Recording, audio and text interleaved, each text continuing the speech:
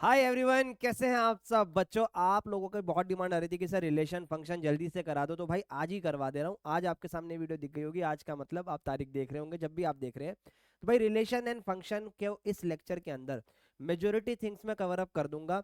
फिर भी अगर आपको लगता है कि थोड़े से क्वेश्चन के प्रैक्टिस की रिक्वायरमेंट और है, तो बेटा वो क्वेश्चंस मैं आपको एक प्रीवियस ईयर क्वेश्चन जो मोस्ट इंपोर्टेंट वाली प्लेलिस्ट है ना, उसके अंदर मैं आपको करवा दूंगा। उसके लिए आप बेफिक्र रहना, ठीक है। अभी मेजरली इस रिलेशन फंक्शन में हर एक चीज बेसिक से कवर अप करेंगे। पेपर में पूछे जाने वाले जो डायरेक्ट क्वेश्चन होते हैं वो कवर करेंगे। सम ऑफ द केस स्टडीज भी एक आधी देखेंगे। बाकी इंपॉर्टेंट वाले क्वेश्चन की वीडियो के अंदर ये मत सोचना कि बहुत अलग ही हो जाएगा। उसके अंदर कुछ क्वेश्चंस होंगे जो मैं आपको अलग से डिस्कस करूंगा। पर रिलेशन फंक्शन के अंदर कोई बहुत सारे क्वेश्चन करने की कभी रिक्वायरमेंट ना पड़ी है ना पड़ती है। एनसीईआरटी आ गई, इनफ है। और इसके जो क्वेश्चन मैं करवा दूंगा ये इनफ है। इतना कर लोगे तो भी बात बन जाएगी, ठीक है। चलो, तो ज्यादा बात ना करते हो पहले समझते हैं कि हम क्या क्या पढ़ने वाले हैं। रिलेशन फंक्शन दो ही चीज होगी, जिसमें सबसे पहले हम पढ़ेंगे रिलेशन और उसके टाइप्स। और उसके बाद हम इसके अंदर नंबर ऑफ वाली चीजें भी पढ़ेंगे, हर एक चीज, ठीक है। तो सबसे पहले देखो भाई, आपको रिलेशन के टाइप्स के अंदर बता रखा है कि ये सारी चीजें हमें पढ़नी है। Reflexive, symmetric, transitive, equivalence. पर कई बार हमें इसके बारे में भी पता होना चाहिए। जिसमें यहाँ पर सबसे पहले क्या लिखा हुआ है, एम्प्टी रिलेशन। ज्यादा इस पर टाइम वेस्ट नहीं करेंगे, सिंपली समझते समझते चलो। एम्प्टी रिलेशन का क्या मतलब होता है कि जिसमें कोई रिलेशन ही ना बने। जब दो सेट ऐसे एलिमेंट्स प्रोड्यूस करके दे रहे हैं जिनके बीच कोई रिलेशन ही नहीं बन रहा, तो वही ये बात बोल रहा है कि भाई एन एम्प्टी रिलेशन और void relation is one which there is no relation between any element. अगर मैं बोलूं कि भाई x और y को माइनस करके 8 आना चाहिए और a है 1 2 3, आएगा ही नहीं, तो बस ये एम्प्टी हो गया कि कोई एलिमेंट बना ही नहीं पा रहा है। एक ऐसा रिलेशन आपसे वो बोल रहा है, तो उसको एम्प्टी बोलेंगे, ठीक है। यूनिवर्सल क्या होगा कि भाई आपका हर एक एलिमेंट उस सेट में लाई हो जाए। जैसे कि आपने ए टू ए रिलेशन बनाया। Sir A to A relation अगर मैं बनाता हूं, ध्यान से सुनना। ए टू ए रिलेशन अगर मैं बनाता हूं, भाई अगर आप कोई ऐसा एक्सपेक्ट कर रहा था कि सर ऐसे बताओ कि रिलेशन क्या होता है, भाई 11वीं की चीज बताने बैठूंगा, 3 दिन बाद पेपर है। जरा समझ कर देखो कि क्या कह रहे हैं हम। ये वन शॉट रिवीजन वाला कर रहे हैं, पर रिवीजन से बेहतर कर रहे हैं, ये मैं बिलीव आपको दिला रहा हूँ। रिवीजन से बेहतर कर रहे हैं, बेसिक से बता रहा हूँ। और जितना आराम से हो सकता है उतना आराम से बता रहा हूँ। पर उतना समय नहीं है कि मैं इस लेक्चर को 4 घंटे का रिकॉर्ड कर दे 11वीं की तरह, ठीक है। और बस वही बात है भाई, आ जाओ। यूनिवर्सल रिलेशन में क्या होगा कि भाई देखो, जब आप ए टू ए बनाते हो तो ए टू ए में मैक्सिमम एलिमेंट ए क्रॉस ए में आ जाते हैं। इससे ऊपर कोई एलिमेंट नहीं होता। तो आपके अगर किसी रिलेशन के अंदर ये पूरा का पूरा ही आ गया, तो उसको यूनिवर्सल रिलेशन बोला जाता है। ये बात याद रखना, ठीक है। आइडेंटिटी रिलेशन थोड़ा सा रिफ्लेक्सिव के जैसा है, पर रिफ्लेक्सिव नहीं है। जैसे इसमें क्या बोलता है, एक आइडेंटिटी रिलेशन में every element of a set related to itself only. मतलब ये सिर्फ और सिर्फ अपने आप से ही रिलेटेड होना चाहिए। लेट से यहाँ पर सेट में ए बी सी लिखा है, तो इसके अंदर खाली ए बी बी और सी सी आना चाहिए, बस। इसको बोलेंगे आइडेंटिटी रिलेशन। इसके अलावा कुछ और इसमें नहीं आएगा। ये आइडेंटिटी है। रिफ्लेक्सिव इसी के जैसा होगा, आपने थोड़ा बहुत अगर पढ़ा है तो मैं बेसिक से ही बताने वाला हूँ अभी। तो इसके अंदर ना जब रिफ्लेक्सिव पढ़ेंगे तो थोड़ा बहुत और भी आ जाएगा, जो मैं अगली वीडियो अगले लाइन में आपको बताने जा रहा हूँ। देखो भाई, रिफ्लेक्सिव रिलेशन क्या होता है। फॉर एवरी ए का मतलब एलिमेंट है यहाँ पे। For every a comma a must belong to R. यानी अगर एक सेट मैं बनाता हूं 1 2 3, देखते जाना। तो इसके अंदर अगर हमने रिलेशन बनाया तो ये आएगा 1 1, ठीक है, 2 2, 3 3। तो ये अगर ये तीनों बातें यानी यानी ध्यान से देखो, एवरी एलिमेंट के लिए ए से रिलेट होना चाहिए, 1 1 से, 2 2 से, 3 3 से। तो ये आपका रिफ्लेक्सिव है। अब आप कहोगे सर आइडेंटिटी में भी तो आपने यही कहा। नहीं भाई, ये तीनों का आना तो कंपलसरी है, ये तो आएगा ही आएगा। इसके साथ ना 1 2 का आना भी कंपलसरी है, ये बात याद रखना। 1 2 का आना भी कंपलसरी नहीं है, मतलब आ सकता है, सॉरी। याद रखना कि अगर ये तीन आ जाएंगे तो रिफ्लेक्सिव हो जाएगा। इसके साथ अगर कुछ भी आता रहे, 1 2 2 3 1 3, तब भी ये रिफ्लेक्सिव रहेगा, क्योंकि इसको बस इससे मतलब है। आगे कोई आए या ना आए डजंट मैटर, पर आइडेंटिटी वाले में आगे वाला आना ही नहीं चाहिए, ये कह रहा है वो। इसमें बोल रहा है आ जाओ भाई, आ जाओ सारे आ जाओ, मेरे भाई आ गए ना, अब कोई भी आया अपने को फर्क नहीं पड़ता, ये वाली बात होगी, ठीक है। चलो, ये रिफ्लेक्सिव की बेसिक सी कहानी समझ में आई आपको। अभी क्वेश्चन सब करने वाले हैं हम। ये बेसिक सी कहानी आपको समझ में आ गई होगी। अब यहाँ देखो, आपको ना नंबर ऑफ रिफ्लेक्सिव रिलेशन भी पता होने चाहिए। चलो ये अभी आगे पढ़ लेंगे। पहले सिमेट्रिक समझो। सिमेट्रिक बहुत इंपॉर्टेंट है, ध्यान से सुनना। इसके अंदर एक कंडीशन है, if a comma b belongs to R then b comma a must belongs to R. यानी ये कह रहा है कि यदि या अगर आपको क्वेश्चन में ये दिख गया तो आपको ये ढूंढना ही पड़ेगा, और अगर ये नहीं मिला तो ये सिमेट्रिक रिलेशन नहीं होगा। मैं अपनी बात को रिपीट कर रहा हूं, ध्यान से सुनना।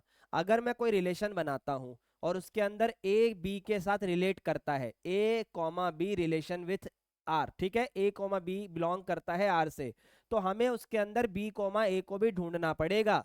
तो इसका मतलब अगर यही नहीं हुआ तो आपको वो नहीं ढूंढना और वो ऑटोमेटिक सिमेट्रिक हो जाएगा। पर अगर ये मिल गया तो उसको ढूंढना पड़ेगा। एग्जांपल से समझाता हूं, ध्यान से देखना। अगर आपसे कोई बोले कि भाई एक है 1 2 3, तो रिफ्लेक्सिव तो आपको पता ही है कैसे बनाना है। रिफ्लेक्सिव तो आपको पता ही है, 1 1 लिख दो, 2 2 लिख दो, 3 3 लिख दो। ये रिफ्लेक्सिव है, ठीक है। अब इसको सिमेट्रिक समझना। यहां लिख दिया मैंने 1 2, क्या ये सिमेट्रिक होगा? नहीं, क्योंकि 1 2 मिल गया तो सवाल के अंदर 2 1 होना चाहिए था। देखो भाई, 1 2 मिला तो 2 1 होना चाहिए, आगे कुछ हो या ना हो। सिमेट्रिक की बात हो रही है, ध्यान से सुनते चलो। क्या अब ये सिमेट्रिक है? हाँ, क्योंकि 1 2 मिला तो उसका उल्टा यानी 2 1 भी होना चाहिए। लेकिन अगर सर ये सिर्फ ऐसे होता, अब तो इसमें ए बी नहीं है। अब इसमें जब ए बी है ही नहीं तो आपको बी ए भी नहीं ढूंढना, तो ये ऑटोमेटिक सिमेट्रिक रहेगा। ये ऑटोमेटिक सिमेट्रिक रहेगा। तो सिमेट्रिक कब कब होता है? जब कुछ नहीं होगा तो ऑटोमेटिक सिमेट्रिक है, ऑटोमेटिक सिमेट्रिक है, ठीक है। लेकिन अगर ए बी हुआ तो यू मस्ट हैव बी ए। अगर ए बी होने पर बी ए नहीं है तो सिमेट्रिक नहीं है। ये छोटी सी बात दिमाग में बैठी होगी। एक क्वेश्चन से समझाने की कोशिश करता हूं। जैसे कि देखो, हम एक रिलेशन बनाते हैं, ए कोमा बी का मतलब है A is a parallel to B, A B के पैरेलल है। तो अगर ए कोमा बी आर से बिलोंग कर रहा है, रिलेशन से बिलोंग कर रहा है, बार बार ए को आर बना रहा हूँ, आर को आर, कोई बात नहीं। तो इसका इसका मतलब है कि ए बी के पैरेलल है, तो इसकी उल्टी बात भी सही होनी चाहिए, मतलब बी कोमा ए भी सही होना चाहिए। तो बिल्कुल सही बात है कि अगर ए बी के पैरेलल है तो बी भी तो ए के पैरेलल ही होगा, बिल्कुल होगा। तो इसका मतलब ये वाली बात सिमेट्रिक होगी। सिंपल। एक और क्वेश्चन से समझाता हूं। A comma B, A is brother of B. इस रिलेशन का मतलब ये कह रहा है कि ए कोमा बी बिलोंग कर रहा है आर से, जब ए ब्रदर होगा बी का। तो आप ये बताओ क्या इसका उल्टा भी सही होगा? जवाब जरूर देना। अगर ए बी का भाई है तो क्या बी भी ए का भाई होगा? क्या ये बात जरूरी है? आपके कईयों के जवाब होंगे हाँ यार, मेरा दोस्त मेरा भाई है तो मैं भी तो उसका भाई हुआ। नहीं भाई, अगर ए बी का ब्रदर है तो बी जो है वो ए की सिस्टर भी तो हो सकती है। अब बहन के नजर से सोचो इस बात को, A is a brother of B, तो बी सिस्टर भी तो हो सकती है। तो यानी इस वाले केस में अगर मैं इसको उल्टा करता हूं तो बी ए बिलोंग्स नहीं करेगा, क्योंकि बी इज या B can be sister of A. उल्टा भी तो हो सकता है, ए अगर बी का भाई है तो बी ए की सिस्टर भी तो हो सकती है। मैं अगर किसी का भाई हूं तो वो सामने वाला लड़का हो ये बात जरूरी थोड़ी ना है, वो सिस्टर भी तो हो सकती है मेरी। समझ रहे हो मेरी बात को? आप इमेजिन करो, समझ में आ जाएगा।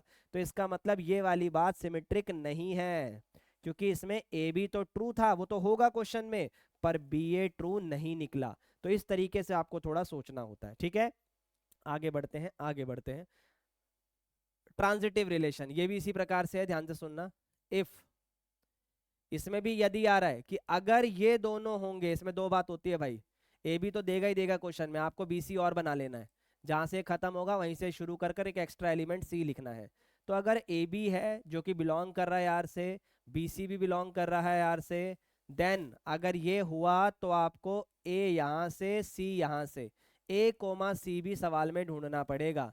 यानी अगर सवाल में ए बी है और बी सी है तो सवाल में एसी का होना कंपलसरी है।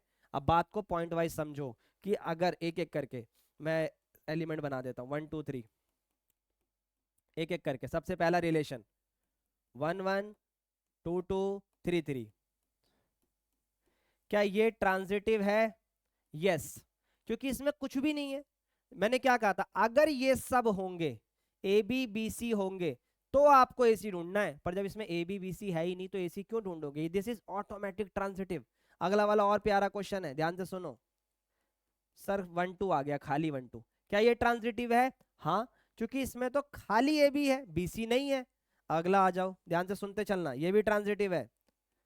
1 2 और 2 3, क्या ये ट्रांजिटिव है? No, nope. क्यों भाई? जब आपको बोल दिया कि ये ए बी है, ये बी सी है, दोनों में दो सेम है, ध्यान से देखो, यहां ए बी, यहां बी सी, तो इसका मतलब ए बी और बी सी मिल गया ना, तो आपके क्वेश्चन में ए सी भी होना चाहिए था।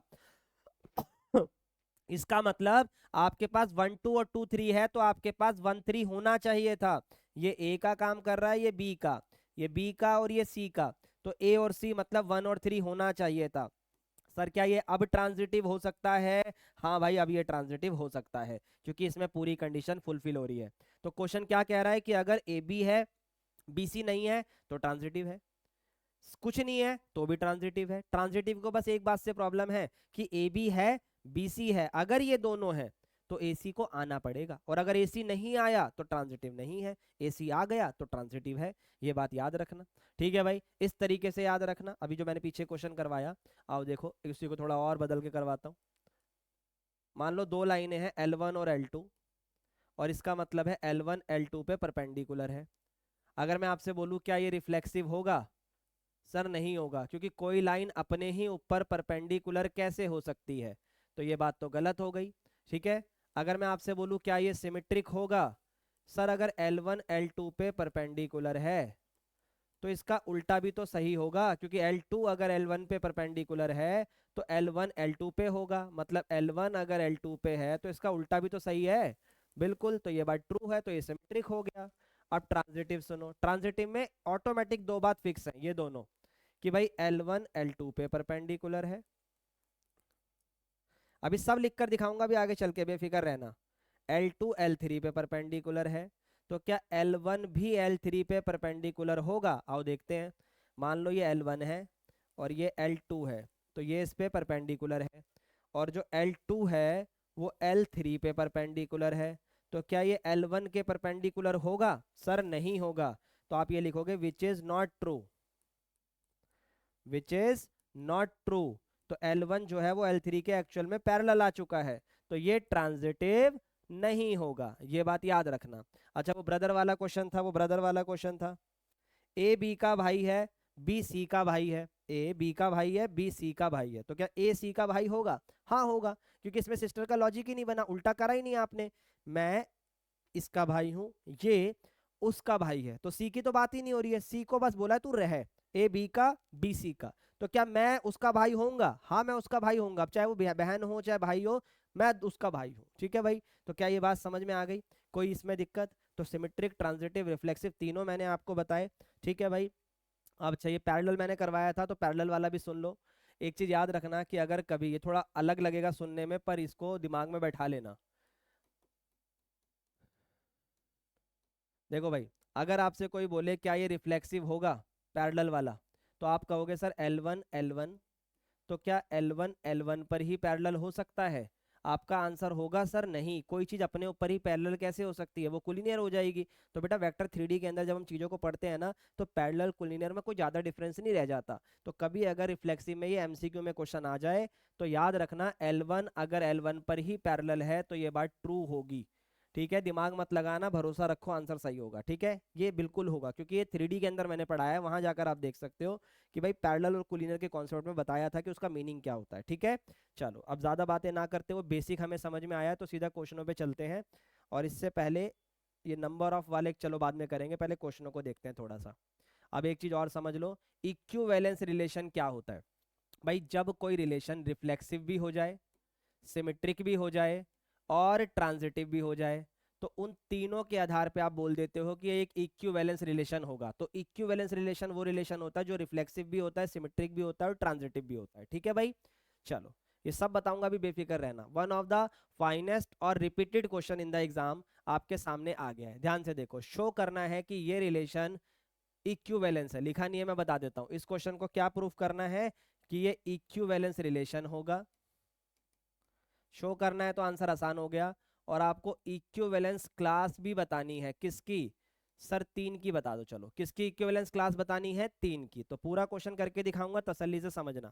सबसे पहले जो भी रिलेशन है उसको लिख लिया करो, ए कोमा बी। और याद रखना कि भाई जब मैं आपको इसके मोस्ट इंपॉर्टेंट क्वेश्चन करवाऊंगा तो ये क्वेश्चन वहां पर मैं नहीं करवा रहा हूँ, हालांकि मैंने शायद वहां लिखा होगा। सर क्यों नहीं करवाओगे? याद रखना ए और बी बिलोंग करेंगे इस वाले सेट से, ठीक है, क्योंकि रिलेशन हमारा बन रहा है ए टू ए। सर क्यों नहीं करवाओगे? भाई जब मैं यहाँ पर करवा चुका हूँ एक चीज, यहाँ आप मुझसे पढ़ के जा रहे हो, तो वहां दोबारा करने में टाइम वेस्ट क्यों करना है मेरे भाई? ठीक है, चलो इधर आ जाओ। A minus B is a multiple of this, तो आप सबसे पहले लिखो रिफ्लेक्सिव। रिफ्लेक्सिव के अंदर हमें चेक करना होता है मेरे बच्चों ए कोमा ए, अभी आपको पीछे पढ़ा कर आ रहा हूँ। तो ए कोमा ए कैसे चेक होगा? मॉड्यूलस उठा लो, ए माइनस ए लिख लो, ये हो गया 0। ए में से ए गया, 0 आ गया। अब ये बताओ क्या 0 4 का मल्टीपल है? यस। तो 0 इज अ मल्टीपल ऑफ 4। सुनने में थोड़ा अजीब लग सकता है बेटा, लेकिन मल्टीपल और डिविजिबल सेम ही तरीके से काम करते हैं। तो यस, ये इसका मल्टीपल है, तो आप लिखोगे सो आर इज रिफ्लेक्सिव। तो ये रिफ्लेक्सिव तो प्रूफ हो गया। अब हमें यही सेम चीज करनी है सिमेट्रिक के लिए। देखते चलना, लिखने का तरीका भी सिखा रहा हूँ। और जैसे ही आप ये करोगे तो आप यहाँ लिखोगे ए कोमा ए, जो हमने सॉल्व करा था, ये बिलोंग कर गया आर से, इसीलिए आर रिफ्लेक्सिव हो गया। सेम बात सिमेट्रिक में। तो सिमेट्रिक में तो हमें एक बात गिवन ही है। क्या गिवन है? कि ए कोमा बी बिलोंग करेगा आर से, क्योंकि तभी तो आप बी कोमा ए चेक करोगे। यस। तो इसका मतलब कि ए माइनस बी 4 का मल्टीपल है, तो इसको हम 4k लिख सकते हैं। जब कोई चीज किसी का मल्टीपल है तो 4 के साथ k लगा सकते हो, डिविजिबल है तो भी k लगा सकते हो। अब यहाँ देखो, अगर ए कोमा बी इससे बिलोंग कर रहा है तो अब हमें चेक करना है बी कोमा ए के लिए। तो बी कोमा ए के लिए जब मैं चेक करूंगा, तो जैसे ए में से बी को माइनस करा, अब बी और ए लिखा है तो बी में से ए को माइनस करना है। मॉड्यूलस है तो इसमें से माइनस कॉमन ले लो, तो अंदर ए माइनस बी बचेगा और बाहर तो मॉड्यूलस ही रहेगा। अब एक बात बताओ कि अगर माइनस आपका मॉड्यूलस के अंदर है तो ये पॉजिटिव हो जाएगा। यस। तो अब b माइनस ए बराबर हो गया a माइनस बी के, विच इज 4k। तो इसका मतलब a minus b minus a same बात है। तो यहाँ पर हम लिखेंगे कि b कोमा ए बिलोंग कर रहा है r से, तो दैट मीन्स r आपका सिमेट्रिक हो गया, r आपका सिमेट्रिक हो गया। क्लियर है भाई ये वाली बात? बिल्कुल। अब इसके बाद तीसरी बात सबसे इंपॉर्टेंट, ट्रांजिटिव। इसको कैसे लिखते हैं बहुत तरीके से बताऊंगा, ध्यान से सुनना। सबसे पहले दो बातें गिवन है कि भाई a कोमा बी बिलोंग करेगा आर से, और सिमिलरली b कोमा सी भी बिलोंग करेगा आर से। अब दिमाग में बस ये रखना कि अगर ये ए बी और ये बी सी है तो हमें ए सी को करना है। इसके एमसीक्यू भी करवा दूंगा, टेंशन ना लेना, इधर आ जाओ। तो इसका मतलब है a माइनस बी, सर ये 4 का मल्टीपल है, और ये b माइनस सी, ये भी 4 का मल्टीपल है। ठीक है भाई, क्योंकि दोनों के दोनों बिलोंग कर रहे हैं। अब अगर मैं ये मॉडुलस हटा दूं तो ये प्लस माइनस का 4k1 बन जाएगा। यस। तो ये आपका, अरे भाई ये कैसा पेन आ गया, ये b माइनस का c बराबर प्लस माइनस का 4k2 बन जाएगा। ज्यादा लाइट तो नहीं हो गया, दिखाई दे रहा है? ठीक है, कम दिख रहा है थोड़ा सा, थोड़ा बढ़ा लेते हैं।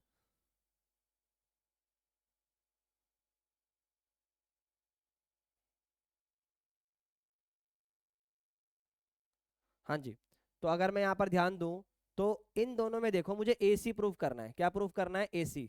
तो अगर मुझे AC प्रूफ करना है, AC, हाँ, AC प्रूफ करना है, तो मुझे B को हटाना पड़ेगा। इसमें B माइनस में, इसमें प्लस में है, तो इन दोनों को ऐड कर लो।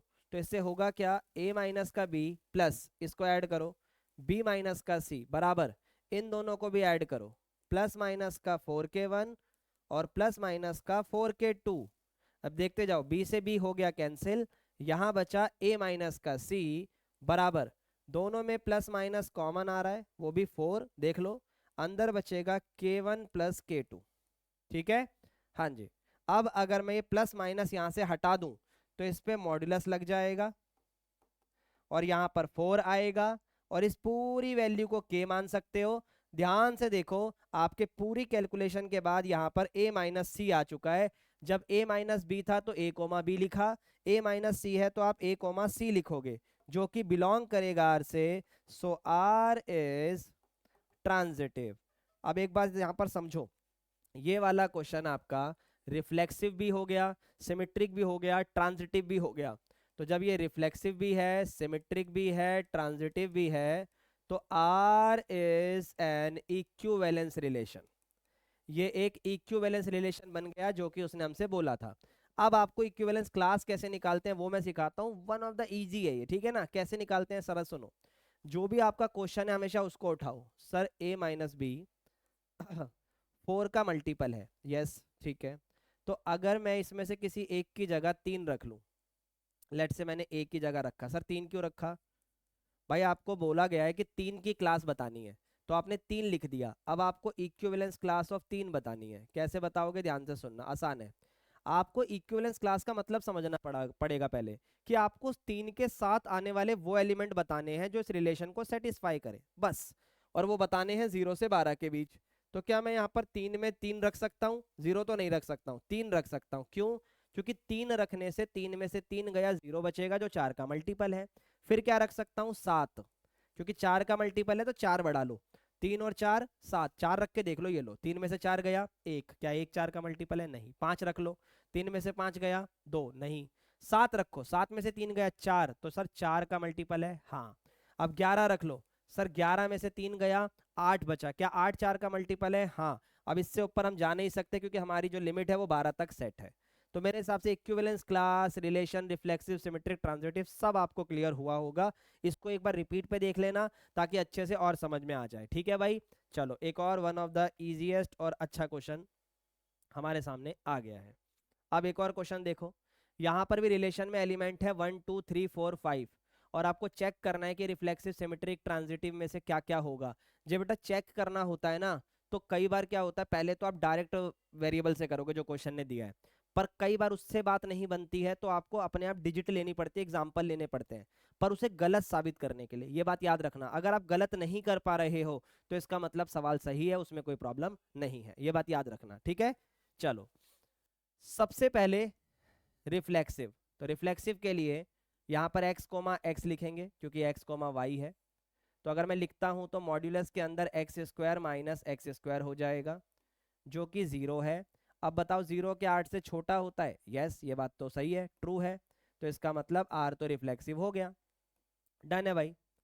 अब बात करते हैं सिमेट्रिक की। तो सिमेट्रिक भी आपको मॉड्यूलस जैसा लग रहा है, पीछे ही करा है अभी आपने इसके बारे में। तो अगर x कोमा वाई बिलोंग कर रहा है, ये बात गिवन है, तो इसका मतलब आपका एक्स स्क्वायर माइनस का वाई स्क्वायर 8 से छोटा होगा, सही है। अब इसका उल्टा करो, तो ये वाई कोमा एक्स आएगा, ठीक है। इसका मतलब ये y square minus x square होगा। तो यहाँ पे माइनस कॉमन ले लो, तो अंदर बचेगा x square minus y square, और यहाँ लगेगा मॉड्यूलस। देखते जाओ भाई, माइनस कॉमन, ये लग गया मॉड्यूलस। तो यहाँ बचा x square minus y square जो कि 8 से छोटा है। देखते चलो भाई, जो कि किससे छोटा है? सर 8 से। तो इसका मतलब सेम बात बैठ रही है। एक सेकंड यहाँ लिख देता हूँ।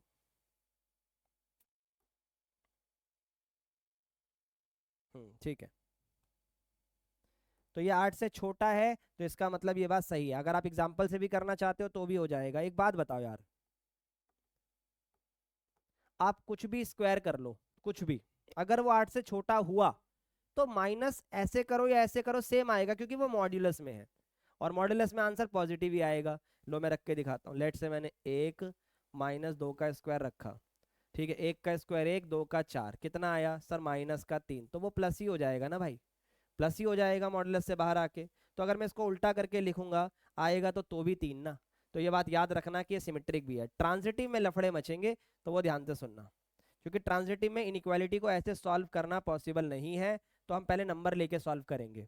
तो आपको कंडीशन पता है कि a कोमा बी और b कोमा सी बिलोंग होना चाहिए, तभी आप तभी आप ए सी की तरफ जाओगे, ठीक है। तो यहाँ पर हम देखेंगे, इसको हमने ले लिया कंसीडर, सिंपली हमने ले लिया 1 कोमा 2 और 2 कोमा 3, ऐसे रैंडम ले लिया, और ये बिलोंग कर रहे हैं। 1 कोमा 2 बिलोंग्स टू आर और 2 कोमा 3 बिलोंग्स टू आर, ठीक है। चलो अब देखते जाओ, 1 comma 2 belongs to R, 2 comma 3 belongs to R. तो अगर यहाँ पर आप ये चीज देख पा रहे हो तो ये ए बी का काम कर रहे हैं, ये बी सी का काम कर रहे हैं। अब हमें चेक करना है ए सी के लिए, मतलब 1 और 3 के लिए। ये दिमाग में रखना। तो सर ये कंडीशन को तो सेटिस्फाई कर ही रहे हैं, करके देख लो आप। 1 का स्क्वायर माइनस 2 का स्क्वायर 8 से छोटे थे, हाँ। 2 का स्क्वायर माइनस 3 का स्क्वायर, क्या ये 8 से छोटा है? हाँ, करके देख लो भाई। ये आएगा 3, 8 से छोटा है। ये आएगा 9 में से 4 गया 5, 8 से छोटा है। जब दोनों 8 से छोटे हैं तो अब आप किसको चेक करोगे? AC को। और AC के नाम पर आपके पास क्या आएगा? बताओ भाई क्या आएगा? आपके पास आएगा 1,3। अब ये 1,3 बिलोंग करेगा या नहीं करेगा? ये नहीं करेगा, बिकॉज जब मैं 1 का स्क्वायर और 3 का स्क्वायर करता हूं तो देखो जरा, ये भी 8 ही आएगा, पर इसने 8 के इक्वल नहीं, 8 से छोटा बोला था। तो ये 8 से छोटा नहीं है, which is false, which is false. तो इसका मतलब ये ट्रांजिटिव नहीं है। तो रिफ्लेक्सिव है, सिमेट्रिक है, पर ये ट्रांजिटिव नहीं है। ठीक है भाई, चेक हो गया, बहुत बढ़िया। अगले क्वेश्चन पे चलते हैं। अगला क्वेश्चन भी ऐसा ही है, a is less than b के क्यूब से। तो अब मैं थोड़ा सा रफ में लिख रहा हूँ क्योंकि इतना आपको सिखा दिया कि अब आपको लिखना आता है। तो सबसे पहले मैं रिफ्लेक्सिव के लिए चेक करूंगा। तो अगर हम चेक करें कि रिफ्लेक्सिव के लिए तो a कोमा a होगा, यस सर। तो क्या हर नंबर अपने क्यूब से छोटा होता है? इन वन गो मेरा आंसर आएगा हाँ सर, नंबर तो अपने क्यूब से छोटा ही होना चाहिए, पर ऐसा हमेशा नहीं होता। आप हमेशा जब भी नंबर सेलेक्ट करने हो ना, तो एक प्लस में लेना, एक माइनस में, और एक उसी प्लस का नंबर फ्रैक्शन में, और एक उसी माइनस का नंबर भी फ्रैक्शन में। ये बात याद रखना, ठीक है। चलो आगे बढ़ते हैं। यहाँ देखो, अगर a जो है आपका a से छोटा है तो आप कंसीडर करो 0.5 को। लो जी, अब 0.5 यहाँ रखा और यहाँ 0.5 का क्यूब रखा। अब आपको 0.5 का क्यूब आना चाहिए, ये जरूरी है मेरे भाई। 5 का क्यूब होता है 125, 3 संख्याओं के बाद लग गया। अब बड़ा कौन है? कुछ बच्चे बोलेंगे भैया 125 बड़ा है। मेरे भाई वीडियो बंद कर दो, यही कहूंगा भाई, 5 बड़ा होता है, 125 नहीं, क्योंकि पॉइंट के बाद की बात हो रही है। 0.5 को हम 500 के रूप में देखते हैं और ये 125 है। पॉइंट अगर कंपेयर करना है तो डिजिट सेम रखो, 3 3। अब बताओ कौन बड़ा है? सर ये, तो ये बात तो फॉल्स हो गई। तो इसका मतलब a कोमा a बिलोंग्स नहीं करा, तो ये रिफ्लेक्सिव नहीं है। समझ में आ रही है बात? पूरा लिखना डिटेल में सिखाया है तो अच्छे से लिखना भाई। What is a reflexive, what is a symmetric. अब सिमेट्रिक में आ जाओ। सिमेट्रिक में एक बात तो गिवन है कि a कोमा b बिलोंग्स करेगा r से, तो दैट मीन्स a b के क्यूब से छोटा होगा। तो अब आपको एक ऐसा नंबर लेना है जो इसके क्यूब से छोटा हो, पर उसका उल्टा गलत साबित हो जाए। सर गलत साबित करना ही क्यों है? सही करके नक्की करो। नहीं भाई, हमेशा चेक करते समय गलत करने की कोशिश करनी होती है। उससे होगा क्या कि अगर आप गलत नहीं कर पा रहे हो तो अलग चीज है, वो सही हो गया। लेकिन अगर मान लो आपने सिर्फ सही लेकर आप आगे बढ़ गए और किसी एक पॉइंट पर वो गलत था, तो आपका आंसर गलत हो जाएगा, आपको नंबर नहीं मिलेंगे। तो हमेशा एक ऐसे पॉइंट लेने की सोचो जिससे कंडीशन डिससेटिस्फाई हो, सेटिस्फाई ना हो, ठीक है। तो यहाँ पर मैंने आपको बोले थे इस तरीके के नंबर, तो मुझे सिंपल एक नंबर याद आया कि कंसीडर 1,2। तो सही है, 1,2 सिंपल नंबर है और जो कि ट्रू भी है, क्योंकि 1 जो है वो 2 के क्यूब से छोटा ही तो होता है। यस सर, सही बात है, 8 छोटा ही होता है। But 2,1 does not belongs to R. क्यों? क्योंकि इसका जब आप उल्टा करोगे तो यहां पर 2 आएगा, यहां 1 का क्यूब आएगा। अब ये बताओ क्या 2 1 से छोटा होता है? नहीं, दिस इज फॉल्स। तो आर इज नॉट सिमेट्रिक, उल्टा नहीं होगा, ठीक है। अब ट्रांजिटिव में बहुत दिमाग लगाना पड़ता है इसके अंदर, तो थोड़ा सोचेंगे हम। आ जाओ। तो भाई ट्रांजिटिव के अंदर आप लोगों को ऐसे नंबर सोचने हैं जिसमें कि ए बी तो बिलोंग्स करे और बी सी भी बिलोंग्स करे, पर दिमाग ऐसा लगाना है कि ए सी बिलोंग ना करे। थोड़ा ध्यान से सोचना है कि ए सी ना करे, और अगर कर गया तो ट्रांजिटिव है। तो उल्टा जाना पड़ेगा, इसका मतलब कि भाई उल्टा पहुंचो, सीधा नहीं जाना। तो अगर मैं यहाँ पर ले लूँ 5,2, हमेशा इसमें डिक्रीजिंग फॉर्म में जा रहा हूँ मैं। 5,2, ठीक है, चेक करो क्या ये बिलोंग्स कर रहा है। 5 2 के क्यूब से छोटा होता है, करेक्ट है। फिर यहाँ 2 के साथ कोई और नंबर ले लो, 2 के साथ कोई और नंबर ले लो, पर इससे छोटा ही लेना क्योंकि क्यूब पर बात आ रही है, और जो उसके क्यूब से छोटा हो। तो मतलब हमें एक ऐसा नंबर चाहिए जो कि, ध्यान से सुनना, यहाँ पर एक ऐसा नंबर चाहिए, जो मैंने 5 लिया है, कि यहाँ पर मैं सी एक ऐसा नंबर लिखूं जिसका क्यूब इससे बड़ा होना चाहिए या इससे बड़ा होना चाहिए, क्योंकि छोटा हो गया तो बात गड़बड़ हो जाएगी। ठीक है, छोटा हो गया तो बात गड़बड़ हो जाएगी। सोचो भाई क्या ले सकते हैं। 1.5 अगर हम लेते हैं,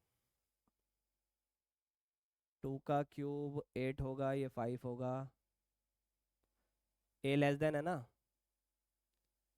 अगर हम इसको 1.5 लेते हैं तो 2 छोटा है 1.5 के क्यूब से। बिल्कुल सही बात है, क्योंकि 1.5 का क्यूब होता है 3 3 7 5, ये होता है। ठीक है, तो बिल्कुल सही बात है, 3 बड़ा है, ये छोटा है। अब मैं कंसीडर कर रहा हूँ 5 1.5 को। देखते चलो भाई, मुझे इसको बड़ा रखना है ताकि उल्टा रिवर्स प्रूफ हो जाए। ठीक है, तो अब यहाँ से मैंने उठाया है, देखो ध्यान से, इसको ए माना है, इसको सी माना है। तो ए जो है, अब अगर मैं 1.5 का क्यूब करता हूँ तो ये 3.375 आएगा, और ये 5 है। क्या ये बात ट्रू है? सर नॉट ट्रू, तो ये बात फॉल्स है। अगर ये बात फॉल्स है तो इसका मतलब इस पॉइंट पर इस कंडीशन ने साथ छोड़ दिया, तो ये ट्रांजिटिव नहीं है। और ऐसे क्वेश्चनों में ज्यादातर ट्रांजिटिव नहीं होता, तो आपको चेक करना आना चाहिए मेरे भाई। ठीक है, चलिए इस क्वेश्चन को एक बार रिपीट पे देखना ताकि समझ में आए। थोड़ा सा ट्रिकी था, ठीक है भाई, थोड़ा सा ट्रिकी था। पॉइंट ऐसा लो कि आपको समझ में आना चाहिए, और रियल नंबर बोला है तो कैसे भी पॉइंटों का इस्तेमाल मैं कर सकता हूँ। ठीक है, चलो, one of the important question in the relation function. ठीक है, इसको देख के घबराना मत, इसका इजी पोर्शन आपको मैं करने के लिए दूंगा।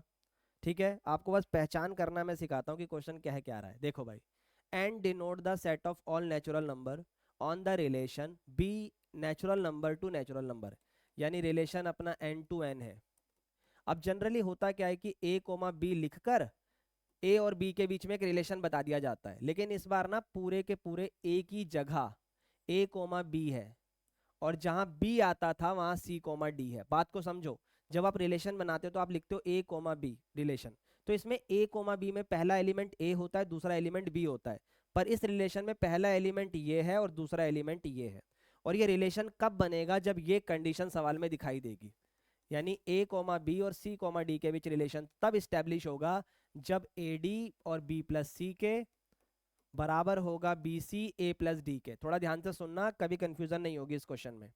सबसे पहले नोटिस करो, ए और डी की मल्टीप्लाई हुई है, यस, और फिर बी और सी की मल्टीप्लाई हुई है, यस।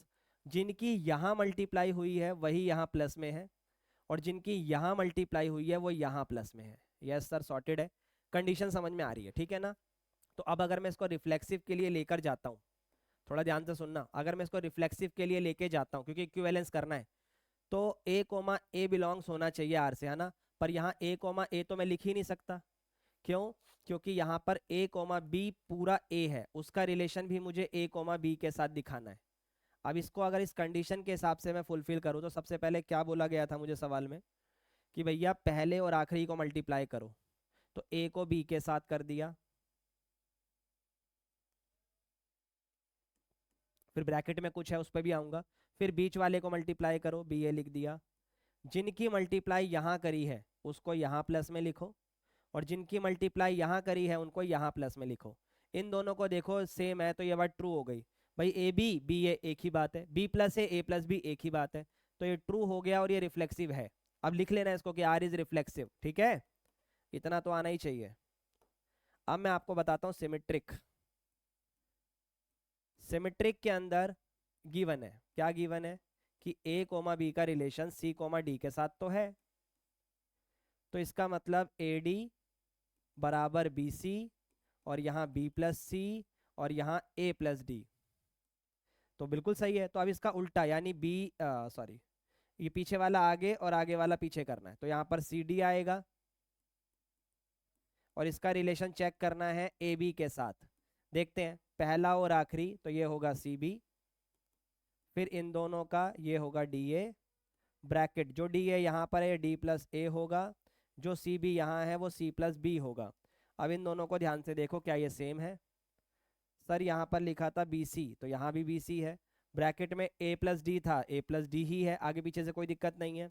यहाँ डी ए है, यहाँ ए डी है, यहाँ बी प्लस सी है, यहाँ बी प्लस सी है, सेम बात है, तो दिस इज ऑल्सो ट्रू। तो ये रिलेशन है, तो आर हो गया सिमेट्रिक। बस इतना लिखकर दिखाना है, टीचर अपने आप समझ जाएगा। आप ये मत सोचो सर उसको कैसे पता लगेगा मैंने क्या करा, ऐसे ही लिखो नंबर मिलेंगे। ठीक है, अब इंपॉर्टेंट है जिसमें ज्यादा दिमाग लगाना है, वो है ट्रांजिटिव। ट्रांजिटिव में क्या क्या गिवन है कि सर ए कोमा बी का रिलेशन सी कोमा डी के साथ तो है, फिर बी कोमा सी का रिलेशन, यहां नहीं लिखेंगे नीचे लिखेंगे,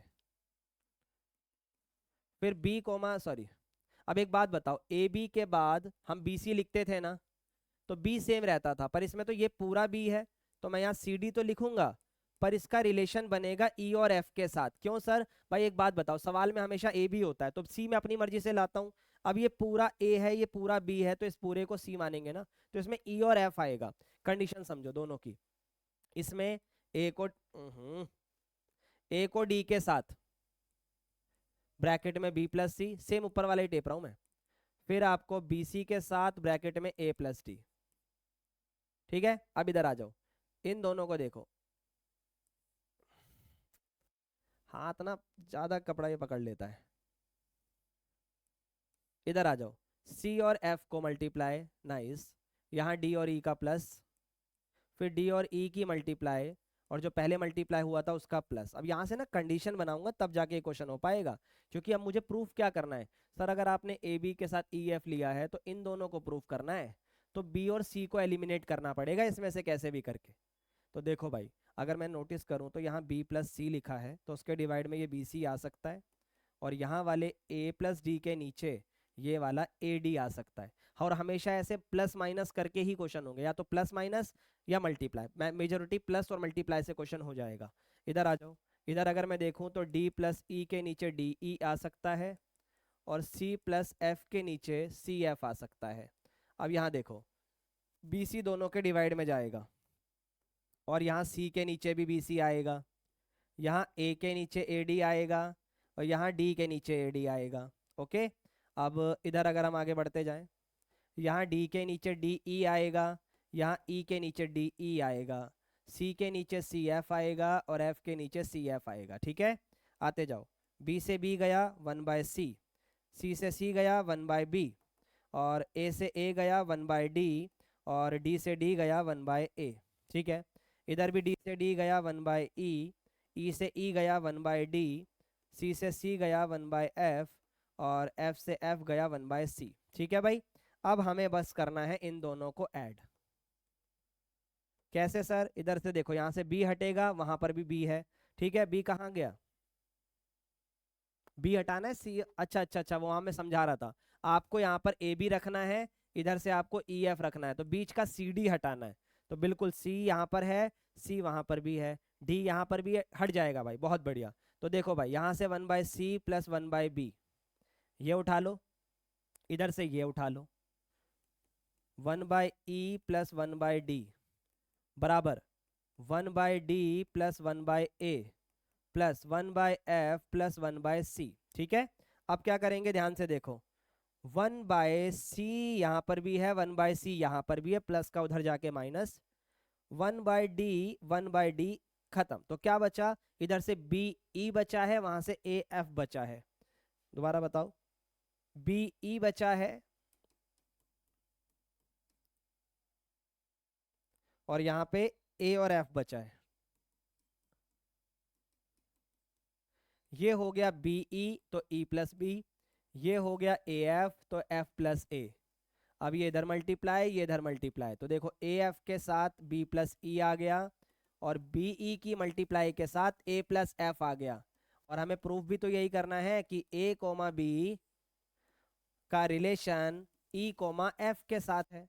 तो हो गया जी, ए और एफ का रिलेशन ये रहा, बी और ई का रिलेशन ये रहा, तो यस आर इज ट्रांजिटिव। तो बेटा मैंने आपको वन ऑफ द अच्छा क्वेश्चन बताया है जो आपके पेपर में पूछ लिया जाता है। ठीक है, अब ये दोनों उसी के शागिर्द हैं जो पेपर में पूछे जाते हैं, इसको कंफ्यूज मत होना, इसमें माइनस है, तो देखो ए और सी का माइनस, बी और डी का माइनस। तो पैटर्न वाइज चलना है आपको, अगर वहां से पहला पहला उठाया है तो पहला पहला उठाओ, वहां से पहला और आखिरी उठाया है तो वो उठाओ, करना जरूर भाई इन दोनों क्वेश्चनों को। ठीक है, चलो भाई, अब अपने फंक्शन पे चलने से पहले number of reflexive, symmetric, transitive और इक्विवेलेंस में आपको पढ़ा दूं। ठीक है भाई, तो देखो, सबसे पहले आपको नंबर ऑफ रिलेशन पता होने चाहिए, और ये सब हम करेंगे एक एक करके। Number of relation from A to B, अगर ए के अंदर m नंबर ऑफ एलिमेंट है और b के अंदर n, तो फॉर्मूला होता है 2 की पावर mn। ठीक है भाई।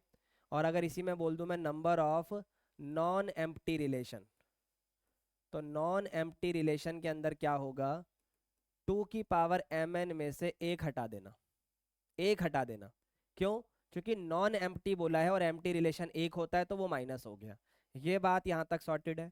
इसके बाद आता है बेटा, अब हम जितने भी रिलेशन हम ज्यादातर पढ़ते हैं वो आते हैं ए टू ए, हमेशा ए टू ए। तो ए के अंदर मान लो n नंबर ऑफ एलिमेंट है, तो दूसरे में भी n होंगे। तो यहाँ जो नंबर ऑफ रिलेशन आएगा वो ए टू ए आएगा, और 2 की पावर n इंटू एन, मतलब n पे स्क्वायर आ जाएगा। तो कंफ्यूज मत होना इसको देखकर, अब सीधा आप पुट भी कर सकते हो। ठीक है। सिमिलरली अगर आपसे कोई बोले नंबर ऑफ नॉन एम्प्टी, तो -1 कर देना।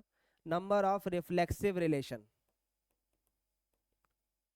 तो इसका फॉर्मूला होता है 2 की पावर n, n-1, तो n का स्क्वायर माइनस n। याद रखना ये फॉर्मूलेज हैं और आप पुट करना है सीधा।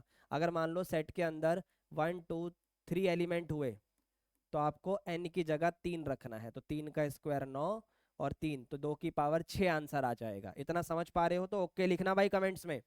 अब रिफ्लेक्सिव की जगह आ जाता है सिमेट्रिक। तो सिमेट्रिक रिलेशन भी ए टू ए का फॉर्मूला होता है 2 की पावर n, n+1 और डिवाइडेड बाय 2। ठीक है। 2 की power n, n+1 divided by 2, ये बात याद रखना, ये फॉर्मूला होगा। ओके चलो। अब ट्रांजिटिव का पेपर में पूछता तो नहीं है, बट मैं फिर भी बता देता हूँ। नंबर ऑफ ट्रांजिटिव रिलेशन, अगर एक एलिमेंट है तो 2 होंगे, 2 एलिमेंट है सेट के अंदर तो 13 होंगे, 3 एलिमेंट है तो 171 होंगे, 4 एलिमेंट हुए सेट के अंदर तो इतने होंगे। भाई आपको इतने याद रखना, इसके नीचे वैल्यू 50-60 हजार तक जाएगी, तो उतना पेपर में पूछेगा नहीं। मेजरली अगर आपको पढ़ना भी है तो ये 3 तक पढ़ना है, इससे ज्यादा मत पढ़ना। ठीक है भाई, 4 तक तो पूछेगा भी नहीं। आगे बढ़ते हैं। ये क्वेश्चन भी कई बार आ जाता है कि इक्विवेलेंस रिलेशन कितने होंगे। तो देखो भाई, number of equivalence relation depend करते हैं सेट के अंदर कितने एलिमेंट है। अगर मान लो एक ही एलिमेंट है, लेट से ए है खाली, तो नंबर ऑफ इक्विवेलेंस रिलेशन भी एक ही होंगे। मान लो सेट के अंदर 2 एलिमेंट है ए कोमा बी, तो नंबर ऑफ इक्विवेलेंस रिलेशन भी 2 ही होंगे। पर सेट के अंदर अगर 3 एलिमेंट हुए, अब बढ़ने लगेंगे क्योंकि कहानी बदलेगी, ए बी, बी सी, ए सी, उनका अपोजिट, बहुत सारे कहानी बनेंगी। तो 3 एलिमेंट्स अगर हुए तो यहाँ पे 5 होते हैं। बेटा अगर ये साल की शुरुआत में मैं चैप्टर पढ़ा रहा होता ना, अभी तो मैं आपको इतनी चीजें इसके अंदर बताता, इतना डिटेल में बताता कि बात अलग होती है। अभी ये इतना बता रहा हूँ कि आपके बोर्ड में कमी नहीं होगी इससे। तो 3 अगर एलिमेंट है तो नंबर ऑफ इक्विवेलेंस रिलेशन आपके 5 हो जाएंगे। और एक्स्ट्रा ऑर्डिनरी के लिए बता देता हूँ, 4 और 5 का भी याद कर लेना कि अगर 4 एलिमेंट हो गए ए बी सी डी, तो नंबर ऑफ इक्विवेलेंस रिलेशन आपके 15 होंगे। और अगर इन एनी सिनेरियो, वैसे तो बोलेगा नहीं, 4 तक ही इनफ है, 1 2 5 15, तो 5 वाले के अंदर अगर आपसे पूछा तो 52 होंगे, ये बात याद रखना, मतलब 52। ठीक है, चलिए बहुत बढ़िया। अब चलते हैं, इसको देख लेना अच्छे से, लिख लेना भाई। अब सीधा चलते हैं अपने फंक्शंस की तरफ। भाई देखो, सबसे पहले आपको पता होना चाहिए कि फंक्शंस क्या होते हैं। बेसिक सी चीज है कि अगर आपके पास कोई सेट है, फर्स्ट सेट ये है और सेकंड सेट ये है, ठीक है, और अगर आप फंक्शन बना रहे हो ए टू बी, याद रखना फंक्शन जो है वो रिलेशन का ही पार्ट होता है। ठीक है, रिलेशन का ही पार्ट होगा। अब यहाँ पर अगर आप देखो तो ए सेट के ना हर एलिमेंट की कोई ना कोई इमेज होनी चाहिए, कोई ना कोई इमेज होनी चाहिए। पर याद रहे कि एक सेट की या एक एलिमेंट की 2 इमेज नहीं हो सकती, ये बात गड़बड़ है। क्योंकि इसका ये मतलब हो जाता है कि अगर आप सवाल में 4 पुट कर रहे हो तो एक बार 4 पुट करने पे 18 आ रहा है और अगली बार 4 पुट करने पर 9 आ रहा है। ऐसा कभी नहीं होता, ये बात गलत होती है। ठीक है, अब ये बात सही है क्योंकि हर एक एलिमेंट की एक ही इमेज है। अच्छा, एक और बात होती है जो सुनने में अलग लगती है पर सही है, जैसे ये देखो,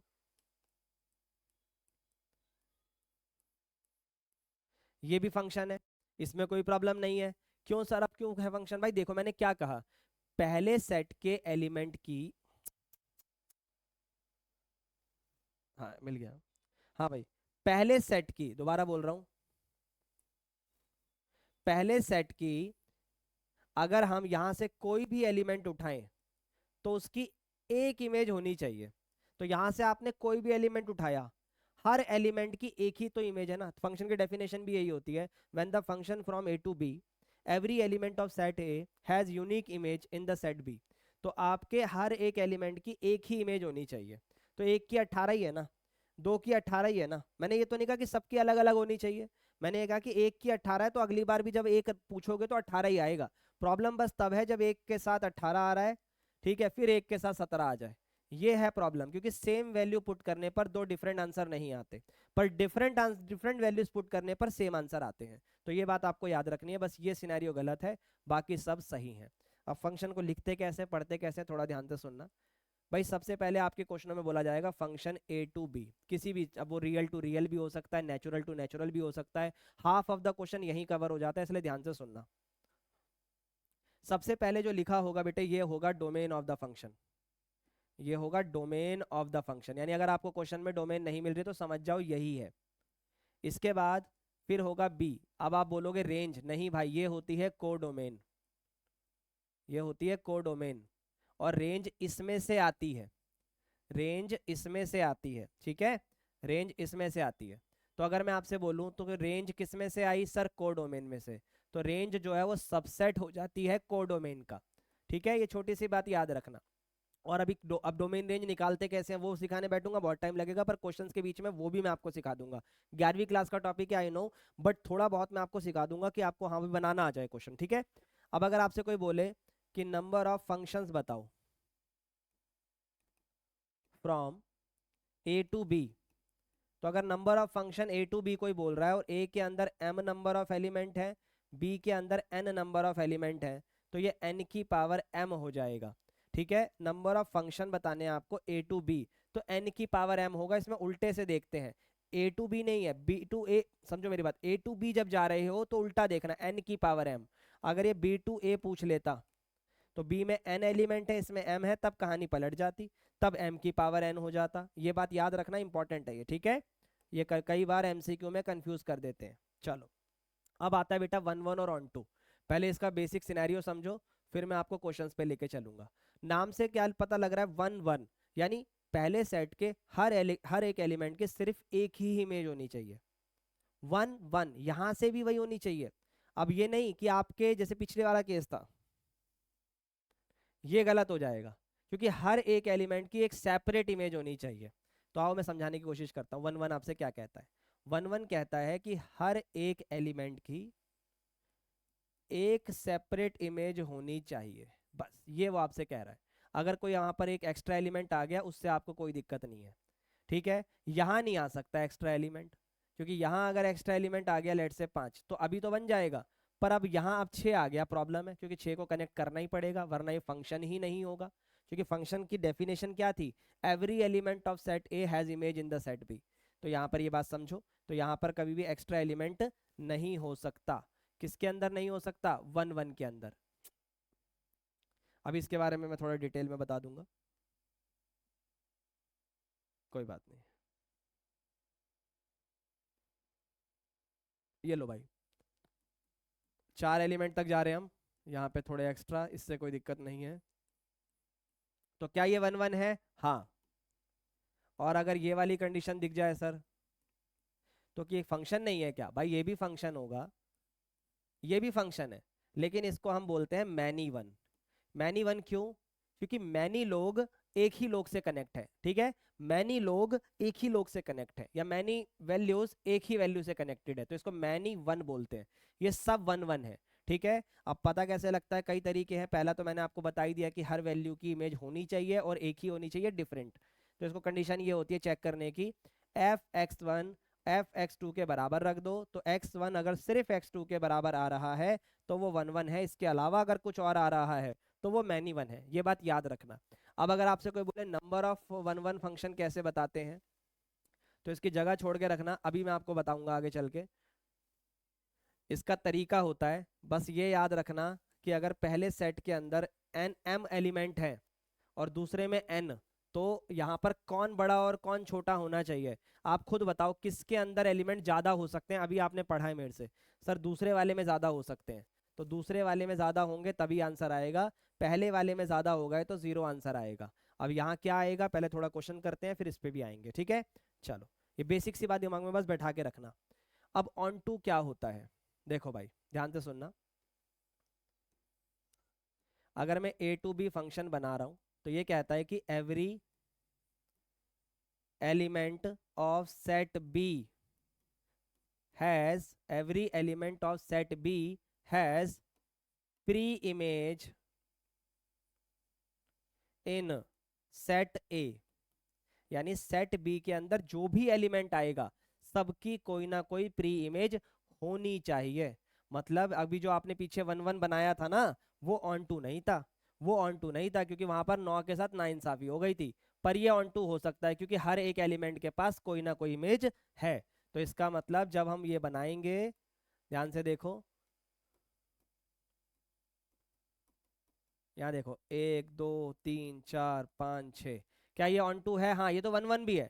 लेकिन अगर मैं यहाँ पर अभी एकदम से 15 बना दूं, अब ये ऑन टू नहीं होगा क्योंकि यहाँ एक्स्ट्रा आ गया। लेकिन सर अगर मान लो यहाँ पर एक और मैं 8 एक्स्ट्रा बना दूं और ये ऐसे कनेक्ट कर दूं तो कोई प्रॉब्लम है? नहीं भाई, कोई प्रॉब्लम नहीं है। मैंने क्या बोला, हर एक एलिमेंट के पास प्री इमेज होनी चाहिए। एक से ज्यादा भी हो जाएंगी तो चलेगा, कोई दिक्कत की बात नहीं है, पर एक तो होनी ही चाहिए, ठीक है। तो यानी सेकंड सेट के, मेरे साथ बोलो, every element of second set must has pre image in set ए।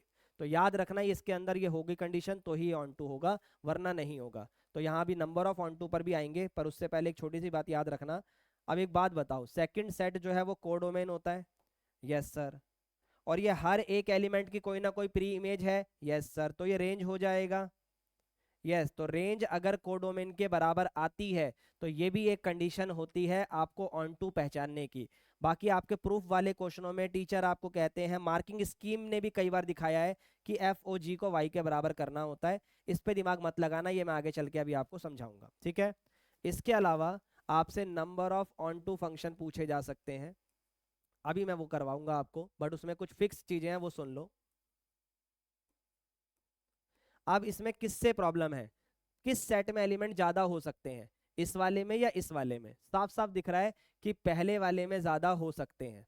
जैसे कि ऑन 1 1 वाले में क्या दिखा था कि दूसरे वाले में ज्यादा होने चाहिए, ये कहता है कि पहले वाले में ज्यादा हो सकते हैं, क्योंकि अगर दूसरे में ज्यादा हुए तो कोई ऑन टू फंक्शन बनेगा ही नहीं। सर बना के दिखाना, 1 2 3 4, इधर बना लो 5, बना लिए। अब देखो ऑन टू बनाने की कोशिश करो, अब बन ही नहीं पाएगा। क्यों? क्योंकि इसके पास कोई प्री इमेज है ही नहीं। अब सर जोड़ तो दिया आपने बेटा, फिर ये फंक्शन की डेफिनेशन को गलत कर देगा। 4 की 2 प्री इमेज थोड़ी ना हो सकती है, पर एक वैल्यू की 2 प्री इमेज हो सकती है, यहां से इस तरीके से, पर इसकी इमेज 2 नहीं हो सकती है। तो ये बात याद रखना कि पहले सेट के अंदर अगर एलिमेंट ज्यादा है तो ऑन टू होगा, और दूसरे में अगर ज्यादा हुए तो ऑन टू कितने बनेंगे? 0 अंडा। अब इसका फॉर्मूला मैं अभी आगे आपको चल के सिखाऊंगा, थोड़ा लेंथी है, पर उससे पहले क्वेश्चंस, ठीक है। थोड़े अच्छे क्वेश्चंस ये पेपर में रिपीट होते हैं, मैं कारण के साथ समझाऊंगा तो ध्यान से सुनना। हर एक क्वेश्चन में आपको बताना है 1 1 1 1 और ऑन टू, ठीक है। कारण के साथ सुनेंगे आगे बढ़ बढ़ के, ठीक है। तो सबसे पहले है नेचुरल टू नेचुरल, और एफ एक्स दिख नहीं रहा क्या? हाँ दिख रहा हूँ। नेचुरल टू नेचुरल और एफ एक्स बराबर एक्स स्क्वायर। ध्यान से देखो, तीनों एक्स स्क्वायर है, नेचुरल, जेड और रियल, यानी इन तीनों पर बात करनी है। आओ तसल्ली से बात करते हैं। अगर मैं आपको बोल रहा हूँ कि एफ एक्स एक्स स्क्वायर है, पहला केस है नेचुरल टू नेचुरल का, दूसरा है इंटीजर टू इंटीजर का, और तीसरा है रियल टू रियल का। इसको रट लेना भाई, क्योंकि कई बार एमसीक्यू में बहुत बार पूछा गया है ये। और इसको याद रखो, ये एफ एक्स बराबर एक्स की पावर इवन है। ऐसे भी याद रखो, 2 4 6 8 10 12 14 कुछ भी आए, ट्रीट एक ही होगा। तो बेटा नेचुरल टू नेचुरल का मतलब क्या होता है कि सर इसमें भी नेचुरल नंबर आएगा, सो ऑन, इसमें भी नेचुरल नंबर आएगा, सो ऑन, ठीक है। अब एक एक करके बताओ, क्या ये 1 1 होगा? कारण के साथ मैं लिख कर भी दिखा दूंगा, क्या ये 1 1 होगा? सर 1 की 1 का स्क्वायर 1, 2 का स्क्वायर 4, 3 का स्क्वायर 9, ऐसे 4 का स्क्वायर। तो आप बोलोगे एफ एक्स बराबर एफ एक्स टू, यानी f x one f x two के बराबर है, तो एक्स का स्क्वायर बराबर एक्स का स्क्वायर होगा, इसमें 1 इसमें 2, स्क्वायर से स्क्वायर हट जाएगा और एक्स वन एक्स टू के बराबर आएगा। सर ये माइनस क्यों नहीं आया इसमें? बेटा नेचुरल टू नेचुरल है तो कोई नंबर नेगेटिव ही नहीं है इसके अंदर, तो मैं स्क्वायर हटा के समझो, अगर मैं अभी इसको करता तो ये √x2 लगता, और ये बाहर आकर एक बार प्लस का होता एक बार माइनस का। तो हमें क्यों करना है वो, दिख तो रहा है साफ साफ खाली प्लस, ठीक है, क्योंकि नेचुरल है, रियल में करेंगे ये चीज। तो नोटिस करके देखो, ये 1 1 तो हो गया, बट साफ साफ दिख रहा है, सब में सेमी डेफिनेशन आएगी मैक्सिमम, कि many values in set be like 2 3 5 6 7 8 does not has pre image, क्योंकि वो किसी का स्क्वायर ही नहीं होते हैं। 3 किसका स्क्वायर होता है, किसी का नहीं। So F is not onto, तो ये ऑन टू तो नहीं है। ठीक है भाई, अब आ जाओ जेड टू जेड पे। अब जेड टू जेड में क्या होगा, जेड टू जेड में यहाँ पर 0, ऊपर नेगेटिव में नंबर, नीचे पॉजिटिव में नंबर। अब यहाँ पर जेड टू जेड में सेम ही बात बनेगी। अब आएगा मजा, ध्यान से देख लो, समझने के लिए बता रहा हूँ, बस आइडिया लेना है आपको। देखो भाई, आप एक बात बताओ, एफ एक्स पे स्क्वायर करना है, यस सर।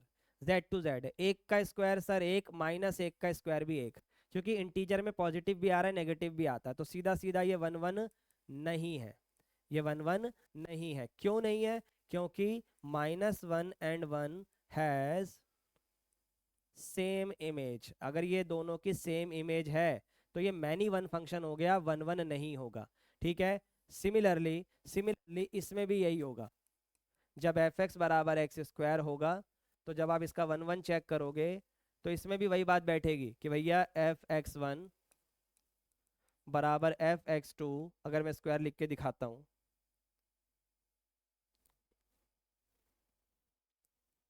बराबर f(x2), ये x1 का स्क्वायर, ये x2 का स्क्वायर। तो अब मैं यहाँ पर ना जब रूट हटाऊंगा तो मैं इस तरीके से लिखूंगा कि ये प्लस माइनस दोनों में आएगा। क्यों सर, अब आपने इतना डिटेल में क्यों लिखा? भाई सीधी सी बात है, जब साफ साफ मुझे दिख रहा है कि रियल नंबर है, पॉजिटिव भी होता है नेगेटिव भी होता है, तो x1 x2 के भी बराबर है और x1 माइनस के भी बराबर है, तो इसका मतलब f(11) तो नहीं है। ठीक है, f(11) तो नहीं है। ठीक है,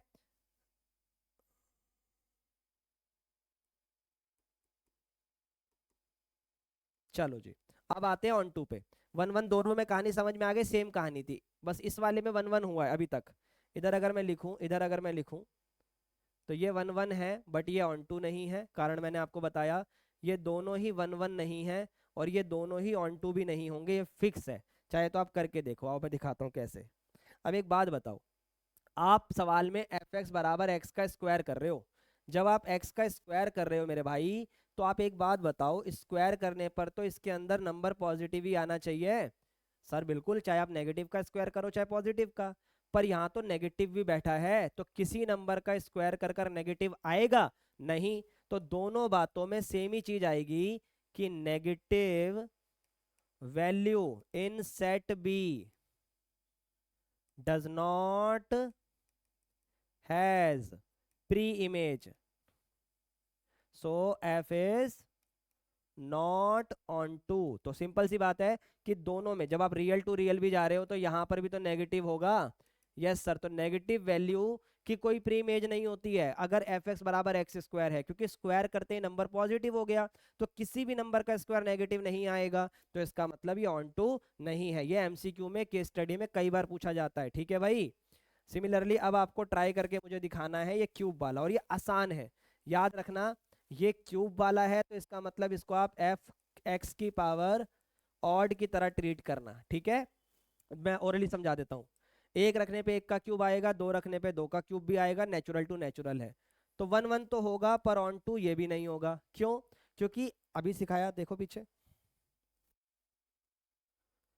भाई, साफ साफ दिख रहा है, तो दो किसी का क्यूब भी तो नहीं होता, जब स्क्वायर नहीं होता तो क्यूब भी नहीं होता, सिंपल उसी तरीके से सोचो।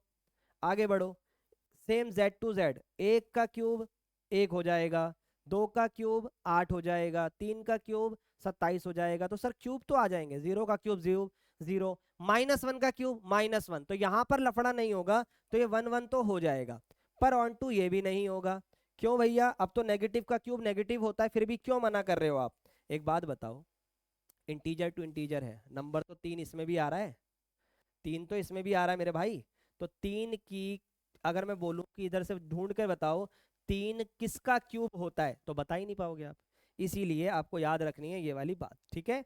चलो अब इसके अंदर एक एड ऑन नहीं है, वो मैं कर देता हूँ। अगर ये रियल टू रियल होता तो आप याद रखना, अगर x की पावर ऑड है तब ये 1 1 भी होगा और ऑन टू भी होगा, ये फिक्स होगा। तो इसको आप मुझे बताएंगे कि हाँ भाई समझ में आया या नहीं आया, ठीक है। आप कोई भी नंबर रख लो, 1 का क्यूब 1, 2 का क्यूब 3 का क्यूब, सब आएंगे रियल में। कोई रिपीट भी नहीं होगा क्योंकि प्लस का क्यूब प्लस होगा और माइनस का क्यूब माइनस होगा। बस आपको ऑन टू वाला क्यूब बताना है, क्योंकि रियल में तो अजीब नंबर भी आते हैं, अंडर रूट, फ्रैक्शन, पावर पे फ्रैक्शन, ये कैसे भी नंबर आ सकते हैं, इसलिए ये ऑन टू भी होगा।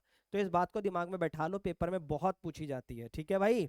चलो अब सीधा आते हैं जो पेपर में रिपीटेड क्वेश्चन है, कई बार आया है, इसको ध्यान से देखो। ये रिलेशन आपका शो करना है क्या ये 1 1 और ऑन टू दोनों होगा। ये ए पर डिफाइन है, मतलब ये फंक्शन ए टू ए है, ठीक है भाई। और ए कौन है हमारा, रियल नंबर -2/3, ठीक है। तो सबसे पहले अगर इसको मैं 1 1 के लिए करूं, एफ एक्स बराबर 4x + 3 6x - 4। तो सबसे पहले 1 1 के लिए आपको कहा गया है fx1 बराबर fx2 कर दो। तो ये 4x + 3 divided by 6x - 4, 4x + 3 divided by 6x - 4, दोनों पे x1 है, इधर x2 है, मल्टीप्लाई करो। 4x1 + 3 ब्रैकेट 6x2 - 4, इधर 4x2 + 3 ब्रैकेट में 6x1 - 4, ठीक है। इधर मल्टीप्लाई करो, 6 चौक 24, x1 और x2, ठीक है। फिर ये 4 चौक 16 x1, भाई 4 को इससे करा ये आया, 4 को इससे करा 16 आया। अब 3 को करो, 6 तिया 18 x2 और 4 तिया 12। इधर आ जाओ, 4 छक 24 x1 और x2, फिर 4 को 4 से करा 16 x2, फिर 6 तिया 18 x1 और ये 4 तिया 12, ठीक है। तो थोड़ा कलर चेंज करते हैं ताकि दिखाई दे। 12 माइनस का उधर जाके प्लस का कैंसिल, 24x हट जाएगा, x1 वाले इधर ले आओ, दोनों ही x2 लिख दिया हमने, 6 तिया 18 x1, 18 है, प्लस का 18 है इधर आके माइनस का 18 x1, और ये प्लस का 18 उधर जाके माइनस का 18, सेम ही आंसर आता हुआ दिख रहा है। 18 6 24 और 10 34, और ये 34 x1, माइनस से माइनस गया, 34 से 34 गया, तो x1 x2 के बराबर आ गया। तो इसका मतलब ये 1 1 है, और कोई कंडीशन ही नहीं आई सर इसके अंदर, तो सिंपली ये आपका 1 1 हो जाएगा, और इतना ही सिंपल है। ऑन टू और सिंपल लगेगा, ध्यान से सुनना।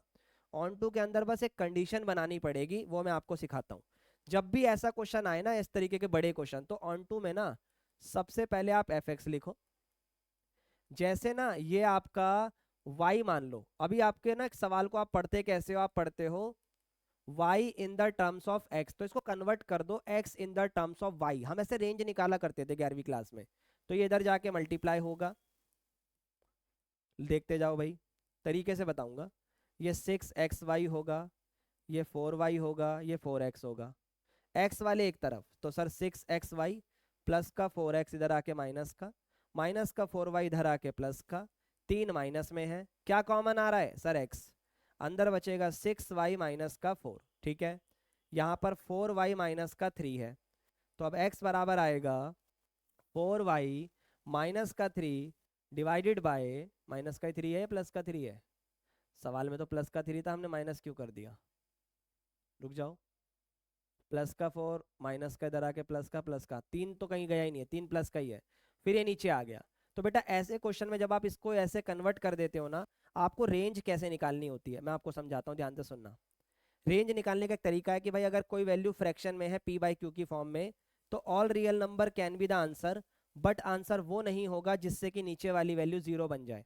तो 6y माइनस का 2 अगर 0 नहीं बनेगा तो कब नहीं बनेगा, जब 2/6 लिखा होगा, जो कि 1/3 है। यार मैंने कुछ गड़बड़ करी है, पक्का गड़बड़ करी है, कोई बात नहीं अभी सही कर देंगे, टेंशन ना लो। हाँ यहाँ पर 6y माइनस का 4 है, कोई बात नहीं हो जाता है। 6y माइनस का 4 है तो ये 4/6 आएगा, जो कि काट के 2/3 आएगा। तो लो जी सेम।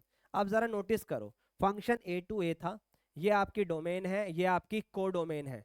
तो को डोमेन ये रही, रेंज ये रही, तो ध्यान से देखो आपकी जो रेंज है वो को डोमेन के बराबर आ गई है।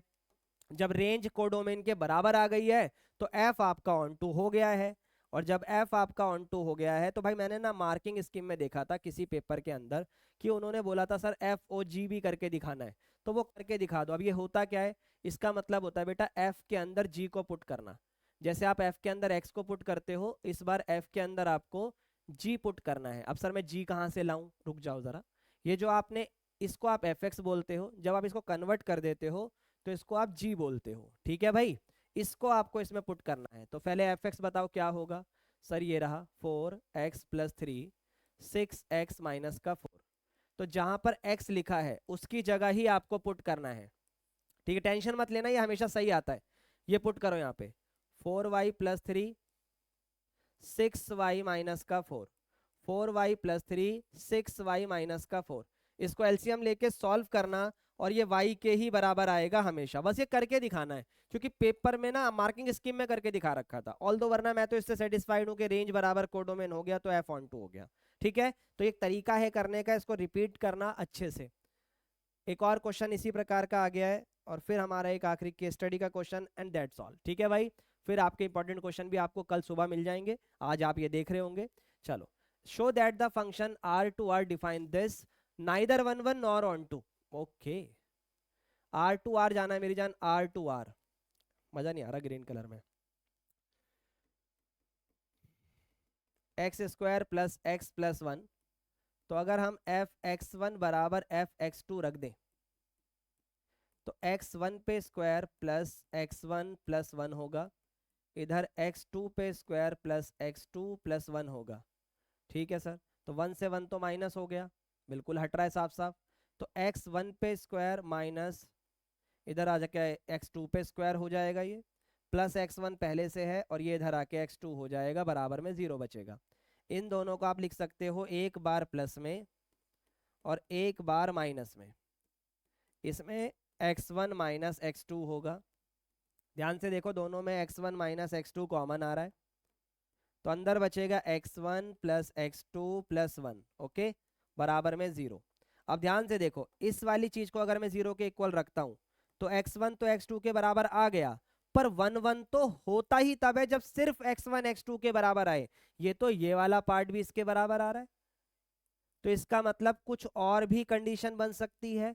यानी x1 सिर्फ x2 के बराबर नहीं है, वो -1 और -x2 के भी बराबर है। तो इस बात की वजह से आप बोलोगे f इज नॉट 1 1, बात खत्म।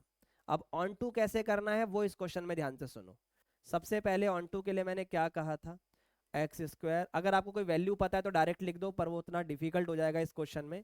इसको y मानो। सर अब इसको चेंज करना तो मुश्किल होगा, तो बेटा इसीलिए मैंने क्वाड्रेटिक उठाया है। तो यहाँ कंप्लीटिंग स्क्वायर बनाएंगे हम। कैसे बनता है आओ समझाता हूँ। जो भी x के साथ लिखा हो 1, उसको 1/2 से मल्टीप्लाई करो हमेशा। अगर 4 लिखा है तो भी 1/2 से, 5 लिखा है तो भी 1/2 से। तो 1/2 जो भी आएगा उसका स्क्वायर एक बार प्लस में और एक बार माइनस में। यहाँ 4 लिखा होता तो 4 इंटू ये होता, तब 2 आता, ठीक है। अभी 1/2 से कर दिया। अब यहाँ से 1 2 और ये 3 उठाओ, ये बनेगा a प्लस है ना यहाँ पर, तो ये a + b का होल स्क्वायर है। तो यहाँ से x आएगा, यहाँ से 1/2 आएगा, तो a + b का होल स्क्वायर बन रहा है। तो यहाँ से बचेगा प्लस का 1, यहाँ से 1/2 का स्क्वायर 1/4।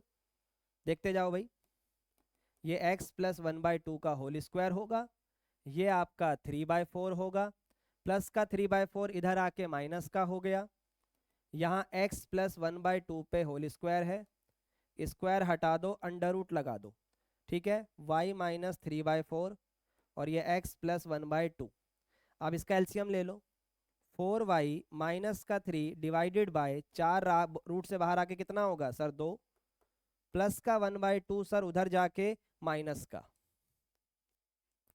अंडर रूट 4y - का 3 डिवाइडेड बाय 2 माइनस का 1/2, ये x हो गया। अब ये लो भाई, अंडर रूट 4y - का 3 -1 डिवाइडेड बाय 2, ये आपकी वैल्यू आ गई। अब अंडर रूट में रेंज कैसे फाइंड करते हैं, अंडर रूट की कंडीशन होती है कि it can not be negative, ये हो ही नहीं सकता। तो नेगेटिव नहीं हो सकता तो दैट मीन्स रूट की वैल्यू को 0 से बड़ा और बराबर रखा जा सकता है। रूट में है, यस। तो माइनस का 3 इधर जाके प्लस का, और 4 जाएगा डिवाइड में। अब इस बात का मतलब बताओ कि क्या है, कि सर y की वैल्यू 3/4 से बड़ी होनी चाहिए। Yes sir. तो इसका मतलब ये इसकी रेंज आ गई, और आपकी जो कोडोमेन है वो रियल नंबर है, ध्यान से देखो। तो जो रेंज है वो कोडोमेन के बराबर नहीं है, तो f is not onto. और जब ऑन टू नहीं होता तो वो FOG y वाली बात भी करके नहीं दिखानी, ठीक है भाई। चलिए अब आखिरी इसमें एक छोटा सा पॉइंट बोला है वो आप कर लेना। वैल्यू ऑफ x बताओ अगर fx को 3 रखा है, तो कुछ नहीं करना, इसकी जगह 3 रखना, ये प्लस का उधर जाके माइनस का, एक में से 3 गया सर माइनस का 2। अब इसको सॉल्व कर लो, हो जाएगा। ठीक है भाई, सॉल्व कर लो इसको। आगे बढ़ते हैं, क्वाड्रेटिक इक्वेशन आनी चाहिए। एक और क्वेश्चन केस स्टडी का है, टू बी वेरी प्रिसाइज और वेरी इजी, पेपर में पूछा जाता है। आ जाओ। सबसे पहले बोला है कि ऑर्गेनाइजेशन कंडक्ट करता है 2 डिफरेंट कैटेगरी में, जिसमें बॉय और गर्ल्स हैं। There are 250 participant. Ravi okay, among all of them finally 3 from category 1, 2 from category 2 were selected for the final race. ठीक है भाई। Ravi forms B and G with this participant of the college product. तो B आपको दिखाई दे रहा है, जी आपको दिखाई दे रहा है, बी बॉयज हैं, जी गर्ल्स हैं। ठीक है, सबसे पहले आपको इस बेसिस पे बताना है, Ravi wishes to form all the relation possible from B to G, how many such relation are possible. अरे 2 की पावर mn आ जाएगा। अब m कितना है सर 3, और इधर 2, तो 3 मल्टीप्लाई 2, 2 की पावर 6 यानी 64 आएगा। ठीक है। Right the smallest equivalence relation. बेटा स्मॉलेस्ट इक्विवेलेंस रिलेशन जी का होगा, ध्यान से सुनना। इक्विवेलेंस रिलेशन के अंदर रिफ्लेक्सिव होना चाहिए, तो सबसे पहले रिफ्लेक्सिव की कंडीशन पूरी करो। हो गई condition, G one G two. अब ये रिफ्लेक्सिव भी है, सिमेट्रिक भी है, ट्रांजिटिव भी है, क्योंकि सिमेट्रिक ट्रांजिटिव की कंडीशन क्या होती है, कुछ नहीं होगा तो कुछ नहीं चाहिए, पर अगर कुछ हुआ तो कुछ ना कुछ चाहिए। मतलब ए बी हुआ तो बी सी चाहिए, सॉरी ए बी हुआ तो बी ए चाहिए। ट्रांजिटिव क्या कहता है, ए बी है बी सी है तो ए सी चाहिए, तो उतना तो बड़ा बन जाएगा ना, हमें तो स्मॉलेस्ट बताना है। तो स्मॉलेस्ट में ओनली इक्विवेलेंस लिखो, सॉरी ओनली रिफ्लेक्सिव लिखो, वो ऑटोमेटिक सिमेट्रिक भी है ट्रांजिटिव भी है। ठीक है। चलो तीसरा, Ravi defines a relation from B to B, R1 दे दिया उसने, बी टू बी बनाया होगा। Right the minimum ordered pair need to be that reflexive हो बट सिमेट्रिक ना हो, रिफ्लेक्सिव हो सिमेट्रिक हो बट ट्रांजिटिव ना हो। ठीक है भाई। तीसरे का ए पार्ट में आपको करके दिखा रहा हूं। उसने लिखा है B1 B2 और B2 और B1। ठीक है। अब इसके अंदर हमें बताना है R1 में ए पार्ट में, कि इसको इस तरीके से बताओ कि क्या ऐड करें ताकि रिफ्लेक्सिव हो उस पर सिमेट्रिक ना हो। जैसे ये B1 B2 है और B2 B1 है, तो अभी तो ये सिमेट्रिक है, तो हम क्या करेंगे इसके अंदर, सबसे पहले तो हम लाएंगे B1 B1, B2 B2 और B3 B3, क्योंकि रिफ्लेक्सिव तो बनाना है तो इन तीनों को आना तो कंपलसरी है। फिर इसके साथ एक छोटा सा B1 B3 घुसेड़ दो इसमें। अब B1 B3 लाने के बाद ना, इसको आप क्या करना, B3 B1 मत लाना, बस B1 B3 लाना। ठीक है, क्योंकि उसका उल्टा होगा नहीं तो वो सिमेट्रिक होगा नहीं। इस तरीके से करना है। लास्ट में आपका आ जाता है रिफ्लेक्सिव और सिमेट्रिक भी हो, तो लो जी, रिफ्लेक्सिव और सिमेट्रिक में, तो रिफ्लेक्सिव में B1 B1 होना चाहिए, B2 B2 होना चाहिए, और B3 B3 होना चाहिए, हट जाता हूं मैं, और ये दोनों भी होने चाहिए। ये उठा के रख दो यहाँ पे। और आपसे बोला है पर ट्रांजिटिव नहीं होना चाहिए, तो ट्रांजिटिव की कंडीशन को डिस्टर्ब कर दो। B1 B2 पहले से है, तो B2 और B3 ला दो बस।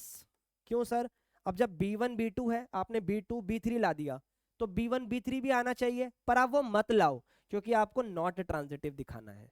तो इसके अंदर ये और इसके अंदर ये, एक बार इसे लिख कर करना इंपॉर्टेंट है। लास्ट वाला 1 1 और ऑन 2 है सेम, अभी पीछे हमने चेक करा है इसको। आप ट्राई करना, ना आए तो मुझे बताना, पर हमेशा दोनों में से एक इजी होता है, तो आप इजी वाला चुनना। ठीक है भाई। अब लास्ट पॉइंट की तरफ चलते हैं, जो आपका 1 1 और ऑन 2 रह गया था। कहाँ गए मालिक, कहाँ गए मालिक, आ जाओ। ये रहा भाई, देखो नंबर ऑफ 1 1 का फॉर्मूला होता है, इस सेट में ज्यादा एलिमेंट है ना, तो NPM। ठीक है, ये इसका फॉर्मूला होता है। और अगर हम ऑन टू की बात करें, ऑन टू की बात करें, तो ऑन टू का फॉर्मूला होता है, याद रहे n में कम एलिमेंट है, तो सिग्मा R बराबर 1, यहाँ पर आता है n।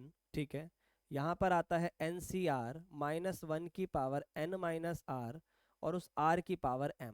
ये फॉर्मूला इसका होता है। आई नो ये थोड़ा सा लेंथी है, बट एक क्या नाम है इसका, इस फॉर्मूले को आप लिखो, इसके अंदर अप्लाई करो तो आपको पूरा क्लियरिटी मिलेगी। फिर भी दिक्कत आएगी तो ये सारे क्वेश्चन एक 5 मिनट की वीडियो के अंदर आज शाम को ही मैं अपलोड कर दूंगा, तो उसको भी आप देख सकते हो ताकि क्लियरिटी पूरी मिल जाए। ठीक है भाई, तो आई होप हर एक चीज़ इस वीडियो में क्लियर हो गई होगी। मिलते हैं नेक्स्ट वीडियो में, तब तक के लिए bye bye and take care guys.